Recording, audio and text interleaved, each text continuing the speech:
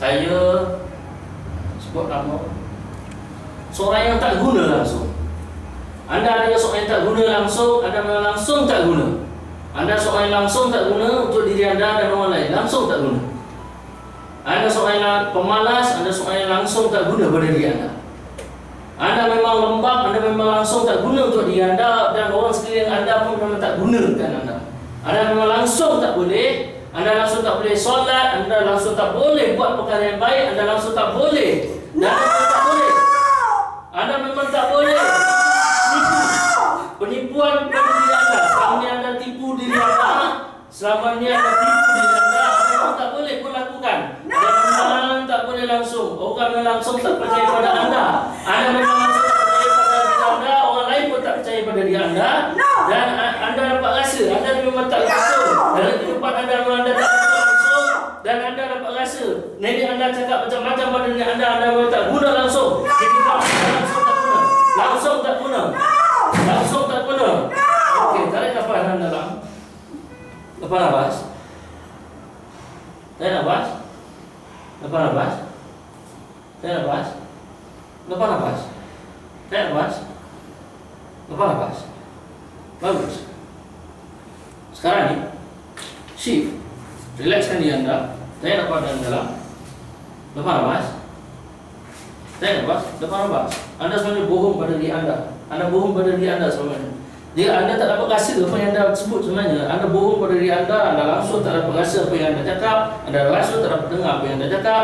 Ya, semua pembohongan berlaku pada diri anda. Selama ni sebab tu anda langsung tak boleh solat. Anda tak sedar bahawa anda adalah ciptaan Allah Subhanahu Wa Taala. Anda langsung tak dengar bahawa anda memiliki satu benda yang luar biasa pada anda. Anda terlalu sensitif dan cepat merajuk sebab tu orang benci pada anda. Anda benci pada diri anda dan orang lain pun benci pada diri anda. Sebab tu anda tak boleh pergi ke mana saya. Sebab tu orang mengatakan, ya, you limit belief.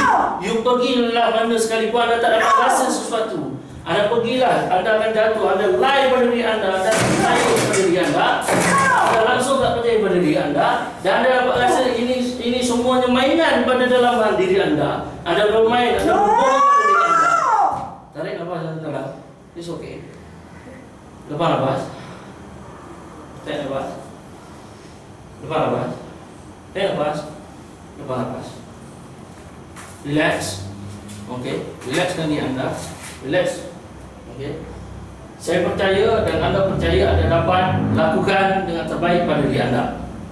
Bila kata begitu, kaki kanan anda menghentak dan katakan yes. Buat hati diri anda bermula dapat rasa, dapat lihat dan dapat dengar perasaan anda. Anda dapat meraih apa yang anda inginkan. Anda dapat percaya bahawa anda dapat tolong orang lain. Dapat kerja dengan adik Hafiz itu dengan baik. Anda hari ini kelihatan semangat, bertenaga, aura penarik kesukaan anda. Anda memberikan pada diri anda. Anda bahagia. Anda suka membahagiakan diri anda.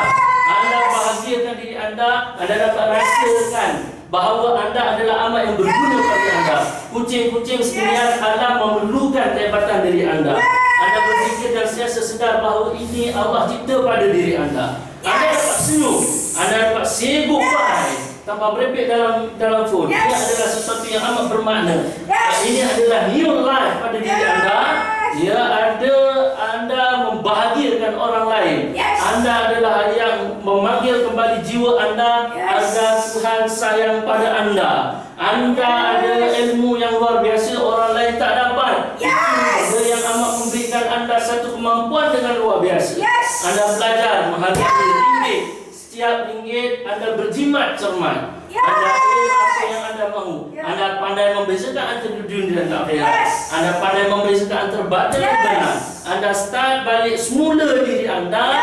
Pergi berjumpa dengan Allah, bersolat berjemaah. Dan anda dapat rasakan lepas ini dengan mudah seluruh tubuh anda dapat memasuki era baru. Anda dapat selesaikan baitul mal makcik anda. Anda dapat belajar sesuatu yang baru daripada orang sekalian. Anda dapat rasa dan orang lain pun dapat rasa anda punya kehebatan itu diperlukan oleh orang lain. Ya, anda belajar menghargai diri anda mulai sekarang. Ya, anda menjadi dan terus menjadi apa yang anda rasa, apa yang anda fikir. Ya, selama menjadikan kenyataan. Dan dalam kamus diri anda hanya ada perkataan ya. Saya mampu melakukan. Aku adalah insan cemerlang, bijak buat keputusan dan berpergian tetap.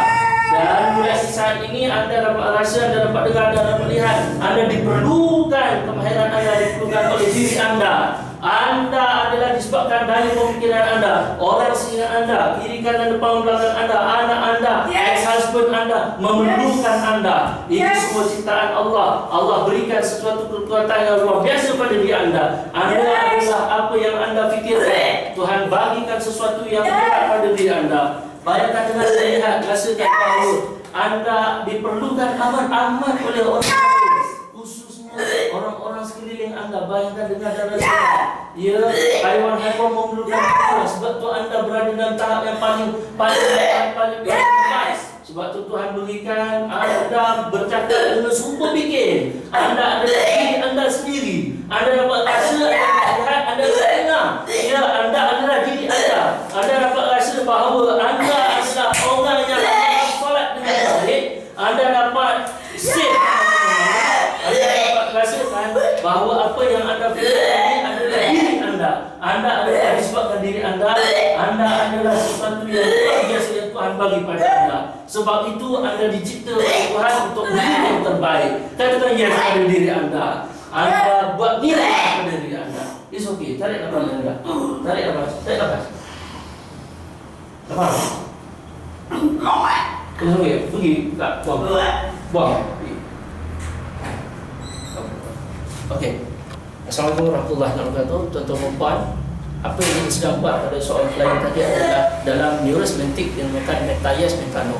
Jika seorang itu menghadapi limiting belief dalam diri, maka apa yang diperlukan adalah menghancurkan hambatan yang berlaku dalam diri dan pemikirannya agar dia boleh drive the new life menggunakan meta-yes dan metano. Bila seseorang menghadapi masalah, mereka terbeban dan fokus pada masalah. Apa kata lepas masalah itu dijadikan satu kekuatan yang akhirnya masalah itu terhambat dan tercipta the new life yang baru.